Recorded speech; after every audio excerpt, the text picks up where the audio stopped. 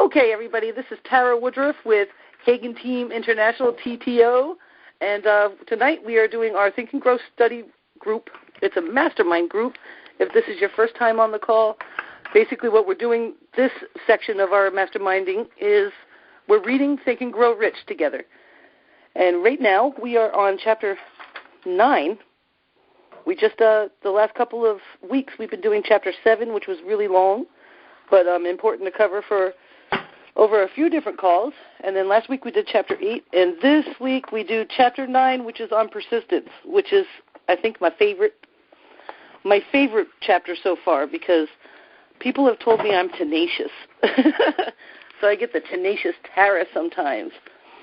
And basically, with this, I'm gonna read one or two sentences, maybe an entire paragraph that really struck me in this, and then we're going to go ahead and talk to each other about what we think persistence means and how we can apply it to our daily lives and to our businesses and to our relationships and to our personal, maybe health and fitness goals and whatnot.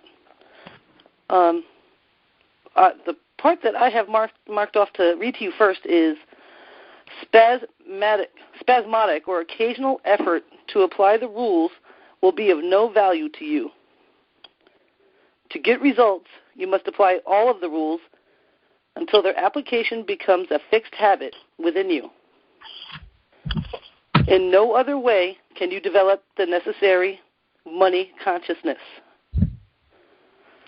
Poverty is attracted to one whose mind is favorable to it, as money is attracted to him whose mind has been deliberately prepared to attract it. And through the same laws, poverty consciousness will voluntarily seize the mind which is not occupied with the money consciousness.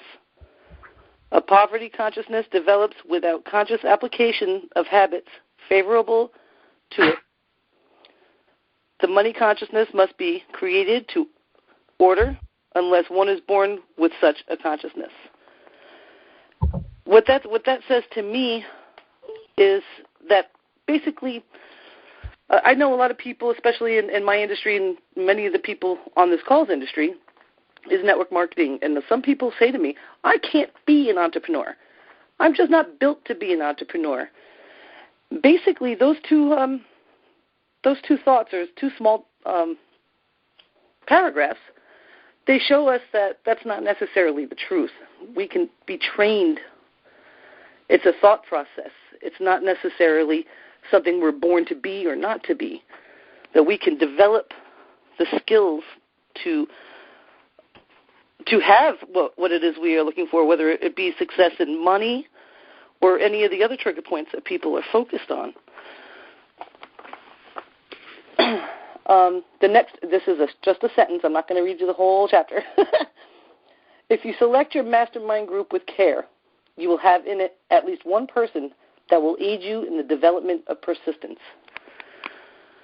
To me, that's really huge, because personally, persistence has been something that sometimes that was the only asset I felt like I even had. And I bet you I'm not alone. You know, I'm pretty sure that there's somebody else on this call, at least, if not all of you, that have been in a situation where if you didn't keep going, you were just going to fall apart. You know what I mean? It's, I don't know. Somebody say something. I would like to hear someone else I'll say something. Excellent. I love the way that was a wonderful thing to start off with. Spasmodic. Yeah. Great word, guys. Come on. Spasmodic. What do you see when you hear that, right? Somebody's bouncing off the walls, right? You can't stand to be in the room with them. They're kind of flighty. They're crazy. They're all over the place, you know, right? Sort of like me, but without focus. Okay? You know, they're bouncing off the walls in these things because, you know, it talks about persistence. You know, that it even talks about in this chapter that if you have nothing else but persistence, you can be a success. Okay? That's right. And, you know, the majority of people, they're ready to throw up their arms and purpose overboard and give up at the first sign of opposition or misfortune. You know, this is the thing is, we've been programmed our whole life by people that love us to give up when stuff gets hard. Yeah. Right?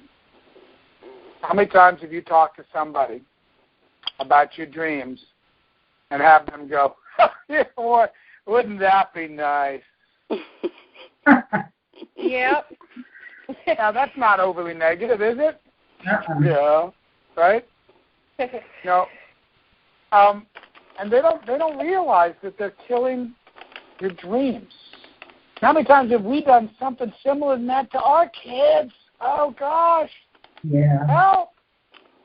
Right? So here's the thing is we have to become conscious of how we're doing that. Are we teaching persistence? Okay? When our kids are learning to tie their shoes and we're in a hurry and we have to get somewhere, what do? We keep teaching them. Do we? We or do we wait. stop Yeah. and go, let me get it this time, you can tie it next time, we're in a hurry? I guess that happens a few times. Yeah, we do it for them, right? Yeah. Right? That extra 30 seconds or 2 minutes is worth more than teaching our kids to keep going. So what do they start saying? They start doing this something, they say, I can't. Why do they say they can't? Because they know you're going to do it for them. Mm-hmm. Okay? So what are we teaching ourselves? What are we teaching our children? What are we passing on when we do this? Spasmodic. What a great word. Somebody go ahead and post that all over the place and tag me, would you? That's fantastic, right? I just don't feel like typing right now. My computer's in front of me, but, let somebody else put it up there. But, it's really cool. So, because when you look through here, right, okay, and I love that. If you select your mastermind group with care, one person who will develop persistence, right? Mm-hmm. Okay? And you go down from there. It talks about those who pick them up after defeat, keep on trying, arrive, and the world cries, bravo.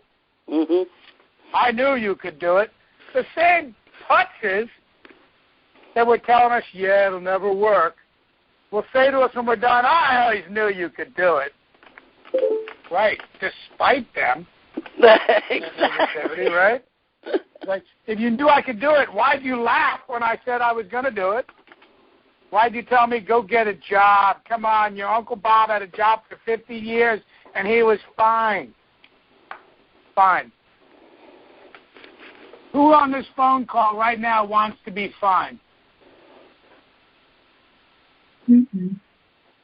Fine for me stands for, can I use 4-letter words without offending anybody? Because there's other versions. There's the family version, and then there's my version. Okay? Fine. Fucked up, insecure, neurotic, and emotional. Okay? Anybody want to be fine? No. No, thank you. Who here wants to aim at being okay? Mm-hmm. How you doing? Oh, I'm good. I'm fine. I'm okay. Whenever somebody says that to me, I say, I'm sorry. I hope you feel better. And they look at me like I'm on another planet, right? Okay? This is about persistence and living and pursuing right through all these negative things you hear, particularly from the people that love you. Okay? Surround yourself with people that are going to care, all right? Now, I got a star next to this one. So I'm going to read this, and then I'm going to put it up for somebody else to talk a little while. Those who can take it are bountifully rewarded for their persistence. They receive as their compensation whatever goal they are pursuing. That is not all. They receive something infinitely more important than material compensation. Here's a gem, guys. The knowledge that every failure brings with it the seed of an equivalent advantage. Mm-hmm. Now, when Edison spent 10,000 times trying to make a light bulb, 10,000 times he failed. Okay? When he was asked about it, he said, I didn't fail 10,000 times. I learned 10,000 ways that it didn't work. That's right. Okay? So what are some of the thoughts on that? We got a nice group of really powerful people on this call. You know? So what are the thoughts on that? Persistence. Who here got shown a shiny penny somewhere else today? I did. I did. Me free. All right. And that person that showed you that shiny penny, how many shiny pennies have they shown you in the last 3 months? I don't know. I deleted them. Oh. Something to think about. You want to work with people who are persistent and consistent because that's how you want to be, right? That's right. Yes. I don't even know what the next shiny thing is. I just know it keeps going by and it's got all these different names because I'm so focused in knowing that I'm in the right place. So where does persistence hit you guys? What does somebody have they want to share out of this chapter that we can talk about for a minute? Come on, don't make me call people out, Kara. Right. Okay. Okay. I will go. I guess sometimes I want to be the observer, not so much the talker. But this is a study group tonight. Well, put out a thought, and we'll all talk on it. Persistency for me is to know that when you know that you're in the right place at the right time with the right people. Persistency to me is continuing through that process of whichever one that they taught you is the one that is going to find you success. Right now we're all staying accountable with each other. I think persistency and accountability is extremely important in our quest to be successful. One thing I have learned from reading the book and from hearing a lot of you guys, persistency has to be a state of mind.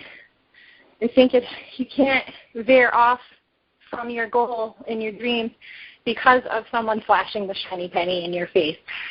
And yes, persistency and positivity is, I think, the most challenging for me personally. So staying with that, yes, it's staying with that state of mind, right, in order to be successful. Well, if you turn the page and you go to you can train yourself to be persistent. Are you there, Tara? You see that one? Yes. Read that first one. But before they even get to it, it talks about persistence is a state of mind, therefore it can be cultivated. Like all states of mind, persistence is based upon definite causes. Among them are, and it lists what persistence is. Go down this list. Take a look at one. Look at these things in here. Okay? Yes. You on that page, Tara? Right? I am. Okay. I'm Look at this. going through. Spasmodic. There's the word. There's the word. So you're up a little bit. Go another page. A couple pages further, and you're going to see it where you can say you can train yourself to be persistent. Okay. And then it lists all the different things that persistence is there. I am. It starts with definitive, a purpose. It goes down to desire. There's so much in this chapter in this book. So, what was the? Let me see. It would be approximately 3 pages from the beginning of the chapter. Okay. In my book, it's page 84, I believe. Mine, it's 139. Oh, okay. You got the big one. Mine is 136. Okay. Never mind. Well, everyone's is different. Hold on. Let me look. I'm on my Kindle. That's terrible. That's right. Kindle's pages are all messed up. So, yeah. Okay, but look at these right here. A, definitive, definiteness of purpose. B, desire. C, self-reliance. Definition, the plans, accurate knowledge, cooperation, willpower, habit. Mm-hmm. Persistence is the direct result of habit. Habit is a child of persistence. Yes. So look at these things. How do we shape and change habits? By doing, right? That's right. Fear, the worst of all enemies, can be effectively cured by forced repetition of acts of courage. Okay, everybody on this phone call right now, pull out a piece of paper right in front of you and write down what you are most afraid of doing in this business. Most afraid of doing? What is the thing that you are most afraid of doing that you know you should be doing in this business? There I go. I shoulded you all. What do you think of that? You go first. You go first. I'll go first. You guys all write one down yet? Working on it. Yes. I haven't written it down because I'm not sure if you mean of not doing or afraid of doing or afraid of not accomplishing or... What are you afraid to do that you haven't done?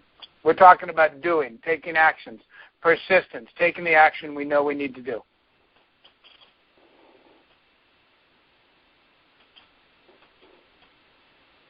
Nobody has to share it if they don't want to, but I want you to look at that, okay?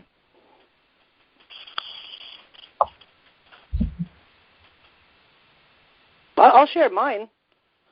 All right, you go. I'm all ears. Okay, I think the one thing that I guess I'm afraid of doing is the 3-foot rule. Talking to strangers?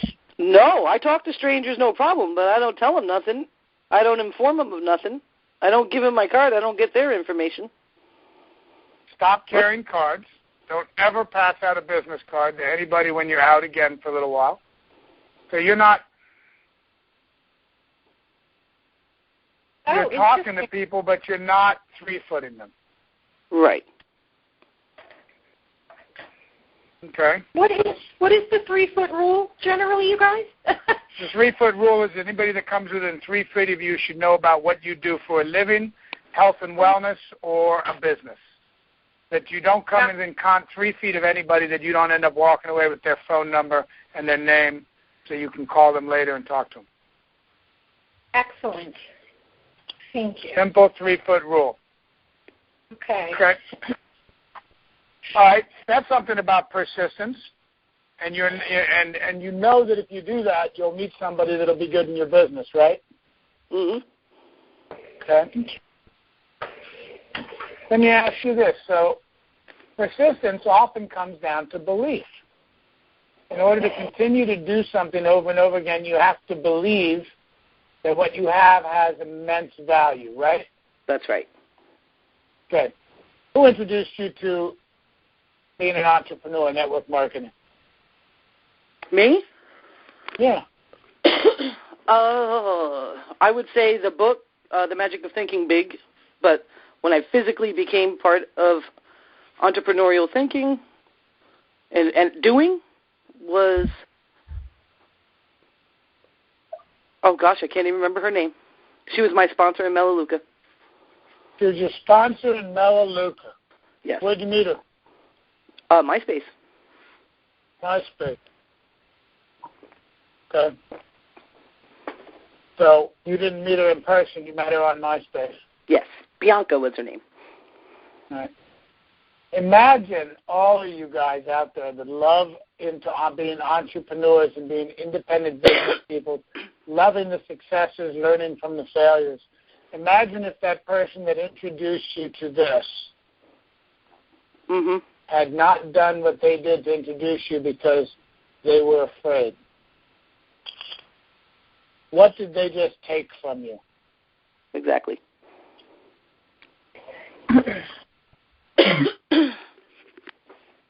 But here's my thing. Today I was sitting out by the pool. I talked to 2 people Both of them have their phone numbers and their email addresses in my phone, and they've both been sent to the website. I'm at a spiritual retreat worshiping the world, God, and I don't stop. Now, one of them I found out is in a direct selling company, but she's not taken seriously, and she's got some other things. She might be a perfect candidate for what we're doing. I like this woman. She's really neat. Her kid played with my kids for hours. What right do I have not to share something with her that can set her free and show her a better path than she has now? That's right. To me, it's not just, if 3-footing was only about me, I wouldn't 3-foot over 80% of the people I 3-foot. I 3-foot them because if I don't, I've cheated them out of an opportunity to change their life, improve their health, and live a better life for themselves and their children. Truth. That last person that you didn't 3-foot because you had an opportunity to and you chose not to because you chose not to, what did you just cheat them out of? The best opportunity in the world. No? And how much would it have hurt if you had said something to me, and I want them pyramid things? Are you going to believe it? You don't even know them, for God's sake, right? You don't even know them. But you might have had the opportunity to introduce them to something to change their life, and as a result of that, they might have made you $1 million over the next 10 years. That's true. What are people thinking about that? Where's the persistence?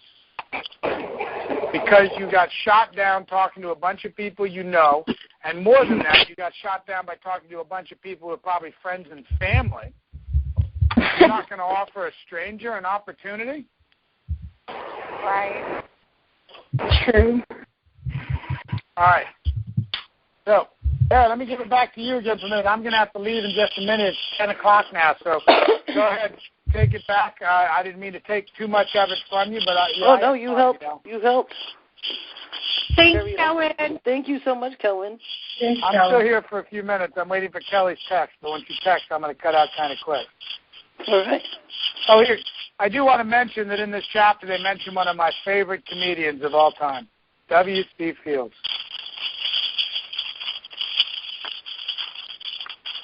And I didn't even know that he basically, his life was totally going down the toilet when he decided to take on something brand new that he had every reason not to do. So go ahead. What do you got for us, Tara? Well, I wanted to talk about the next part here where it says the symptoms of the lack of persistence, how we can identify it within ourselves, identify it within the people. You know, a big thing that we keep talking about is that we generally will earn the average income of the 5 people that we hang around with or spend the most time with. And that really has to do a lot with, you know, our own lack of persistence. You know, like we just talked about the 3-foot rule, not getting somebody on the phone, being afraid of the phone. Kelvin totally broke me of the fear of the phone 100%. One day we were talking, and I told him I was talking to people, and I just couldn't get him on the 3-way. And even though I had all the heart and all the persistence, I kept asking for permission. And he turned it to me and showed it to me in such a way that I understood that me not getting the person on the phone with my leaders meant I didn't believe enough. And that if I wanted to really convey the importance of the information I was trying to share with them so they could make an educated decision, I was ripping them off completely if I didn't have the belief in my leaders to get them on the phone. I was gun shy.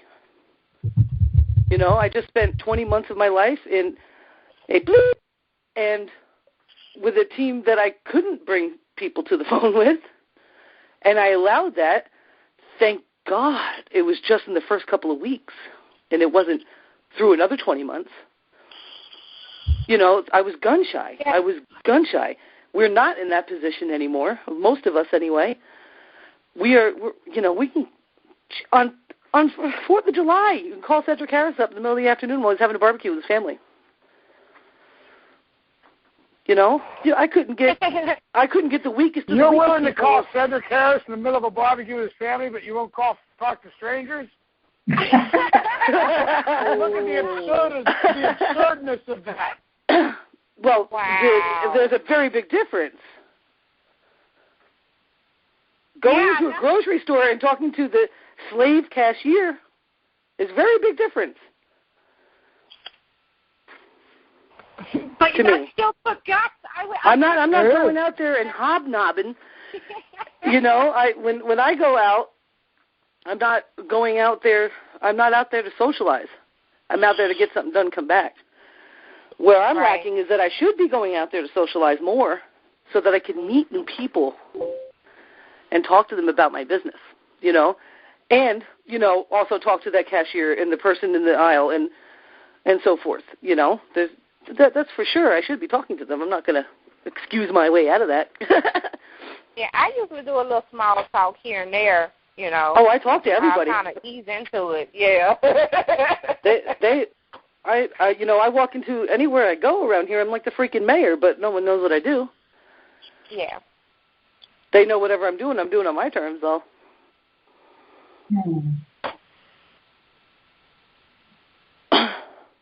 So I want to talk about what we can, the symptoms of lack of persistence. I mean, do all of us have some or part of these, or are we trying to work away from some of them? Blaming other people, that's a huge thing. Like I just did it before when I was talking about I couldn't get people on the phone because I was having residual effects from the last company I was in, which is a bunch of bullshit. Yeah. I was in that company. That was my problem. You know, there were people that I knew that were going to Cedric Harris. He wasn't even making money off of them, and they were getting him on 3 ways for them. I could have done that. I didn't. I was afraid. I was afraid of success. So, blaming other people is a big thing. It's not my fault. My boss didn't give me a raise. Right. I don't have the money. A bill came in. All those things is blaming something else. Instead of just taking that one step forward, doesn't mean we can change all the circumstances in this one fell swoop. But when we take a step forward, we can really alter the momentum it has. What else? Weakness of desire. You don't want it bad enough. That's easy. Mm-hmm. That's easy. We all want to get rich, and we don't all want to work. Indecision. Yep, indecision. Here's one. Number 8, guys. The habit of blaming others for one's mistakes. And accepting unfavorable circumstances as being unavoidable. That's right. Oh, that's a good one. When's the last time you had a flat tire? I don't even want to remember. Here's the thing is, the last time I had a flat tire is because I put off getting a new tire for a couple extra weeks. Yeah. Oh, so you saw it coming. Okay? Yeah. Who is there to blame but me, right? Right. Well, I was just pissed at that tire, boy. Oh. Wishing instead of willing. The habit of neglecting to move on ideas or to grasp opportunity when it presents itself. Yep. The habit of compromising with poverty instead of aiming at riches. Accepting mediocrity. I'm fine. I'm okay. I've been better. How many of you have used these lines? Come on. And here's the one that we've used them. We've heard them. Number 16. Yeah. That's a big one. Owie, owie, owie. It's so big, it's the next part of the chapter. Look at that. I'm telling you. Okay? Some of the symptoms of the fear of criticism, the majority of people permit relatives, friends, and the public at large to so influence them that they cannot live their own lives because they fear criticism.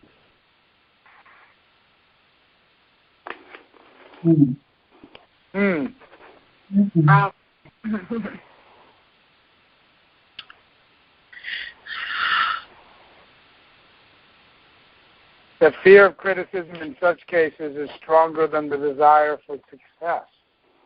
Yes. What kind of a nut is Napoleon Hill anyway? Really? What kind of a freak sits down with somebody like Andrew Carnegie and is given 60 seconds to make a decision that's going to take him the rest of his life? What kind of a freak says yes to a question like that from Andrew Carnegie? I ain't going to give you any money. I'm just going to introduce you to people. I'm just going to introduce you to people. I'm not going to give you money. I'm not going to pay you. And I'm just going to introduce you to people, and you're on your own. Go. All right, come on. You're running out of time. You got 60 seconds to decide.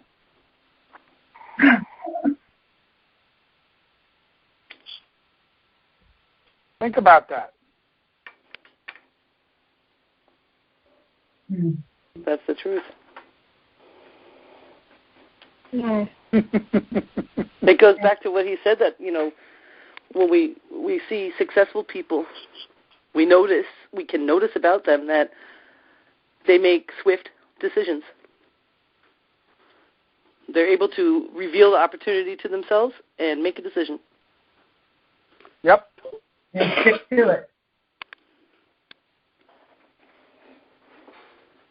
You know, here's the thing is, how many of you guys had an idea today? I did. You did? Yeah. Who else had an idea? Oh, yeah. Right. Now, how many of you had an idea and acted on it right away? I did. How many of you had an idea and didn't act on it right away? I did. I did. I did. I did. Okay? So those of you that had an idea and didn't act on it right away will never know how much that idea, the not acting, just cost you. Right? Yep. Yes. Might have cost you $1 million. Ooh. What if that idea brought you a Cedric Harris?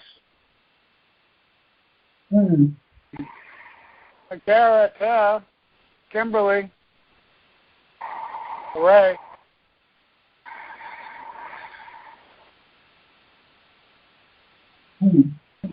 Well? Yes. Okay. You got to act on those things. I love this line. Truly, if one has persistence, one can get along very well without many other qualities. That's right. That applies to our business so much, because sometimes we're so concerned about knowing all the ingredients, the entire pay plan, the entire everything, when in reality the biggest measure of success in our industry is the desire to share. You know? I tell you, I've been talking to at least one company where it was like, oh, I don't know. Yeah, it tastes good. They had no clue, and, you know, they were making $20,000 a month. Right, because ignorance on fire is better than knowledge on ice. That's right. Somebody asked me a private question today. I said, I don't know. They looked at me like I was crazy. All I know is, you know, is I take it, my joints don't hurt, I feel good.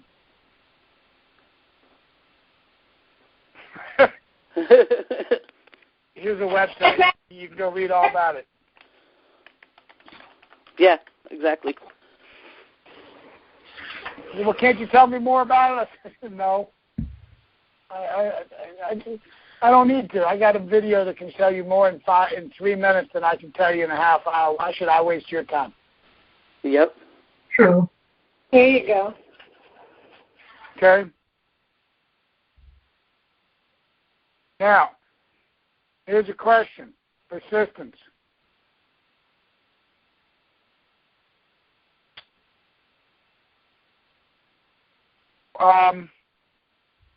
What do you want most in life?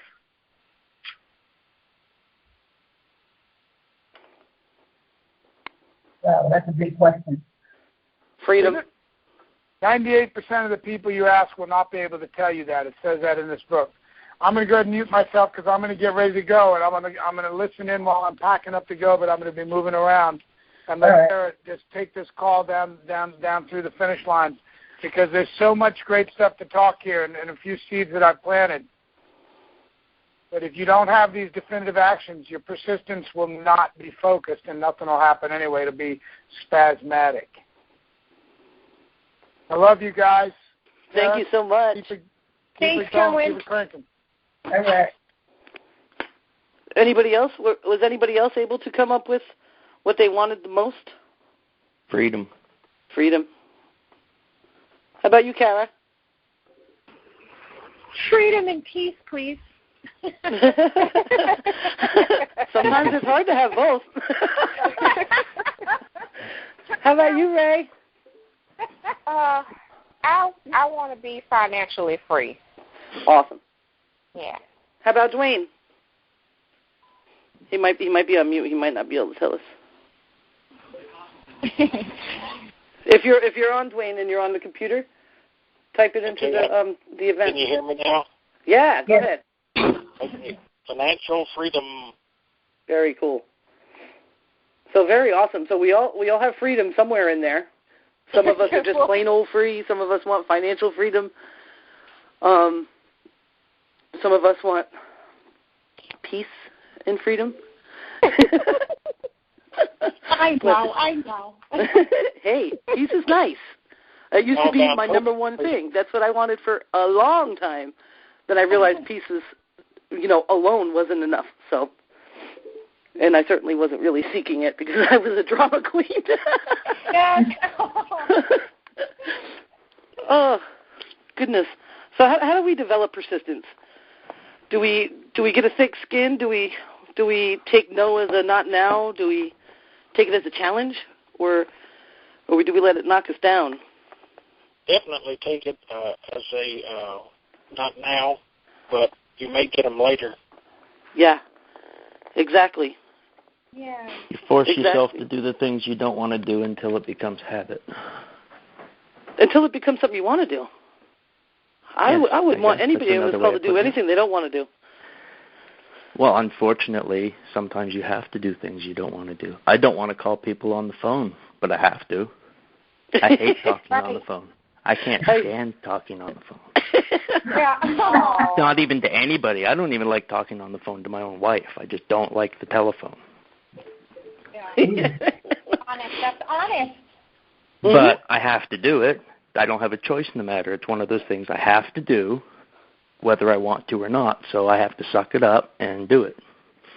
Okay, when you start feeling like that, think of yourself as an actor doing a job. There you go. Yeah. That's something that's huge. As a what? An actor? An actor, yes. Or actress.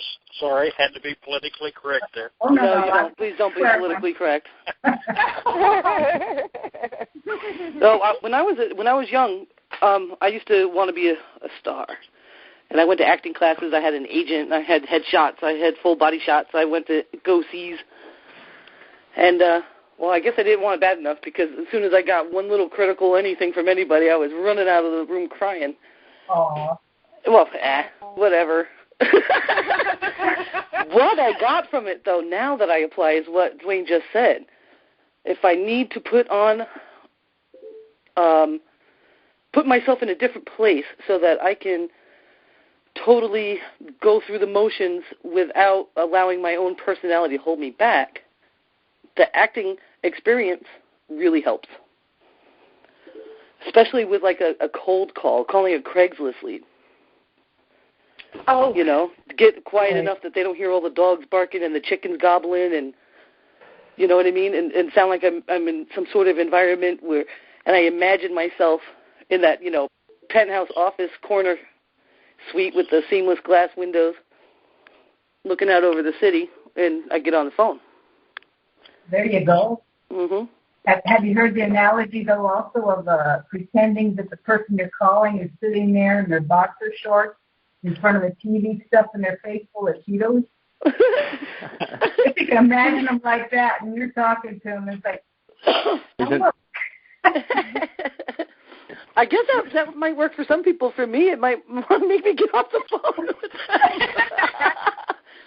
Isn't that what most of them are doing anyway? Yes, that's probably the truth of it more often than not. That's sad, but true. Hey, at least in this business, you can make cold calls in your underwear if you want. That's right. Exactly. That's So let's, I guess a couple pages ahead is the how to develop, and there's a couple of points. A definitive purpose backed by a burning desire to fulfill. Mm-hmm. Definitive plan, which is something, I think that falls in the organization. Like, I have a plan, but my organization of that plan isn't necessarily where I want it to be. Mind closed tightly against all negative influences. Weren't we just talking about that? Yes, huge. It's huge. It's especially. I was just having problems with those negative. Well, it wasn't an influence incident the other night that had me all distracted for a couple of days. Well, sometimes things happen like that, and that's fine. Yeah. And you can be distracted. The thing is, I'm sure you're bouncing back a lot faster than you would have 3 or 4 years ago from it. Oh yeah, well. And that comes from your persistence. Suck it up. That comes from that totally comes from who you're developing yourself into, who you're evolving into, because you were built for success. You're here for that. Mhm. You're not here for anything else. So something might knock you back, and the only thing that's going to get you to come forward again is the persistence, and you got that. Maybe the next time something, hopefully nothing ever like that happens again. But oh yeah, well, that other business you were talking about earlier, the persistence I had with that. If I was in that 5 years ago, I would have been a millionaire today. Absolutely. And you know what's interesting about that, and both of us we have a very similar story with that. We work so hard, all of that is paying now. It's all paying off now. Absolutely. I was persistent enough to be in that business. I didn't have electricity. I didn't have running water. I went to the freaking library every day for, I don't know, what was it, Michael, 7 months? 7 or 8 months, yeah. Every day. I was there before they opened. It was there after they closed. 70 hours a week I was on a laptop in the library working my business like I was an ambassador. Nobody knew what was going on, and I never quit. I know that persistence is paying now. Yeah. I know it is. And another thing I have going for me now that I didn't before is instead of living in a town of 300 people, I live in a city of 100,000 people. Yes. That definitely helps. It definitely does help. But don't let the small town get you down. Dwayne, don't let the small town get you down. I know people that are having great success in this industry that have a really shady dial-up internet service and are sitting at high ranks. Oh, yeah, you just have to use different tools, that's all. Yep. I always tell people. But it definitely does help. Yeah. It only takes one person in your downline. That's right. If you get the right one, that's all it takes. A friend of mine from my last company, and I don't know what she's doing right now, but she actually wrote a story about that. In her last company, she had that one superstar, and her whole entire business rested on her. When that woman left, it was over. Oh. So, yes, you do only need to have one, but you need to grow them like your prized rose. Yeah. And make sure they stay. Because when they walk, that is interesting. Yeah. When they're gone because of whatever happens, the people that went to them are going with them.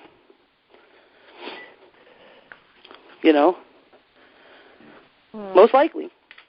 Most of the time. That's why it's important, especially in network marketing, that you never stop recruiting. You always look for builders, and you help more people and more people and more people and more people. And look at this team who we're attracting here. You know, everyone I know on this call, I think, is on TTO or about to be. So the amount of people on this team, and we got a guy that's been on the Oprah show. We've got Cedric Harris. No words need to describe him. Google him. Kenny Craig. You know, if you want to get the guy on the phone that you have that person that has a lot of questions, get Kenny on the phone. Tabitha Ricketts, Kara. I mean, Kimberly. Geez, it's unbelievable. I pinch myself. I think we can all be wrapped up into number 4 here.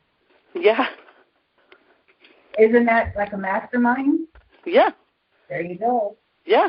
That's the purpose of this, is to help us develop that, you know, and really, you know, absolutely. Can I say something about criticism? Yes, please. Yes, please.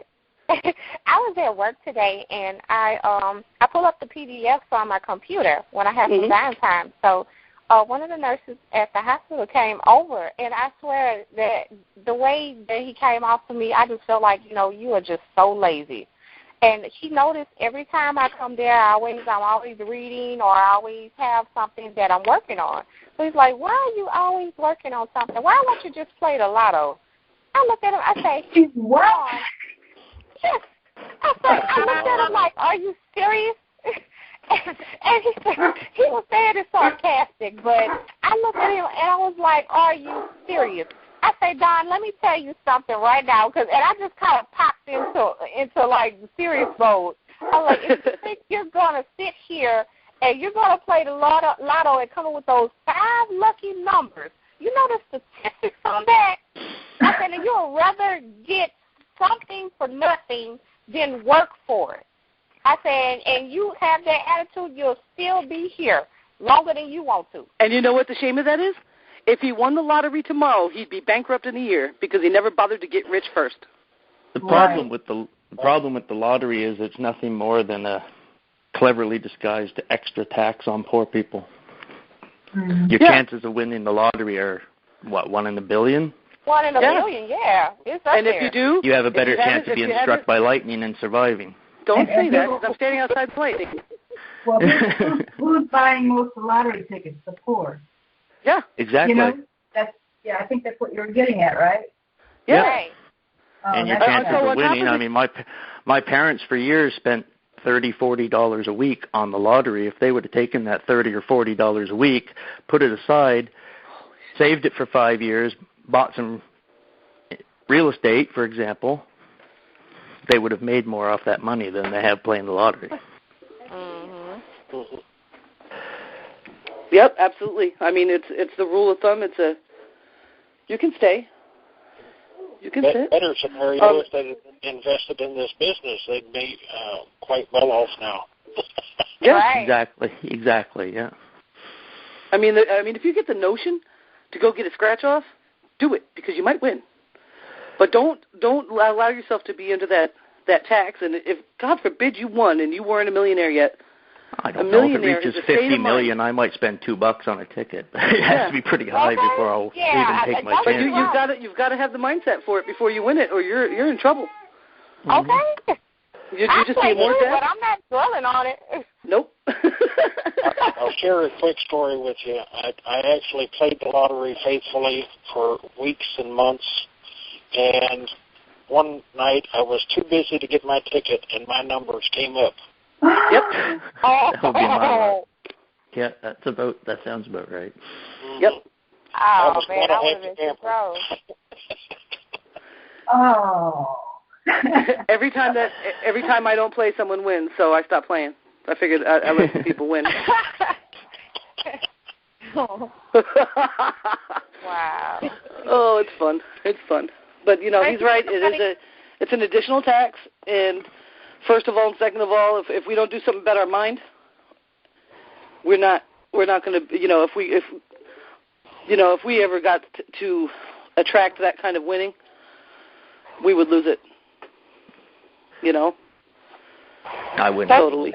that's what we're trying to do. We're trying to develop our millionaire mindset so that when we have great success in our business, or as we have great success in our business, we are able to maintain it because we understand it. Yes. Right. Because, I've seen people have that, what they called it when I was a car salesman, they called it, they get fat. You get fat, you get a good check, and you go out there and you buy a new car. That's what happened with a lot of people in that opportunity we don't speak of. And now they're paying for that car. They couldn't maintain their payment. I mean, you go out and you buy, this is what happened to the middle class in America, probably in Canada too.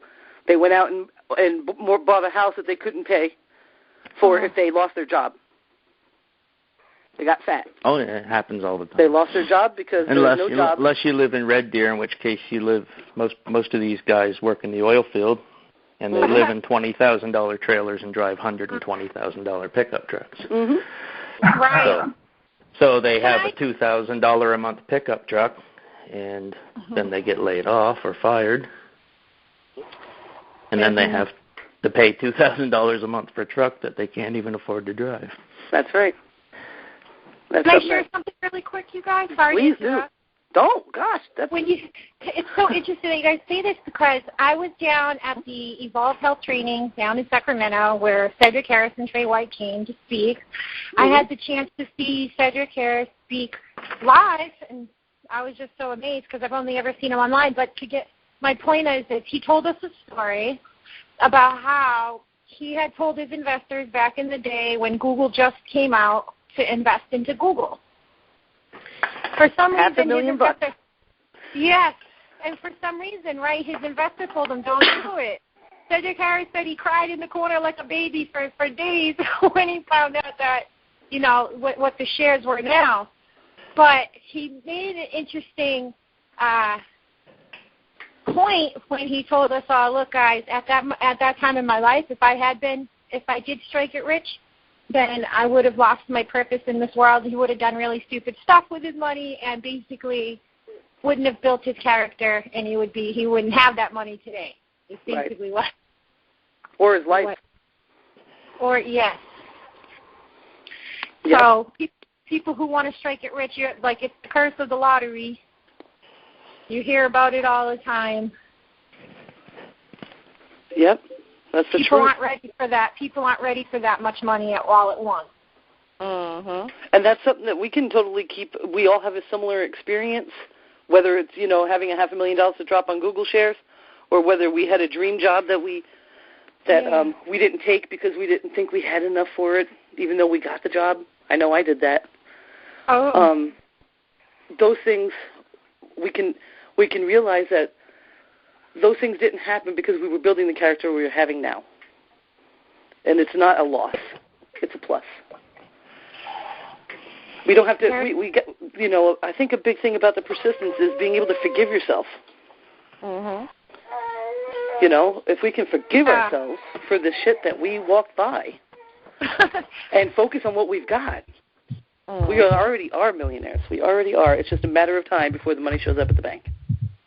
Or on your prepaid debit like mine will be because I don't use it. So silly. Thank you. Thank you, Tara. I love you, Cara. We love you too, Vera. Anybody read the story about the last great prophet in the back, in the last part of the chapter? No. Well, if you don't have the book yet, I know some of you guys have the PDF. Yep. Make sure you read that. It's pretty amazing, and I don't want to read it to you because it's a couple of, I'll probably stumble on myself or lose my breath or whatever. And I don't want to do that. Oh, my goodness. But definitely check that out. Have that be maybe the last thing you read tonight before you go to bed, because it's quite touching. The last great prophet. It's amazing. Great. Is there anything that anybody else wants to add? I want to wrap this up so we can go get on the phone or go to the grocery store and talk to the cashier. I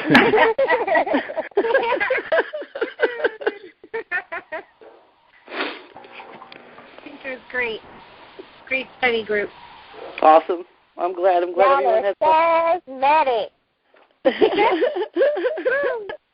It can be cured, like Cowan says.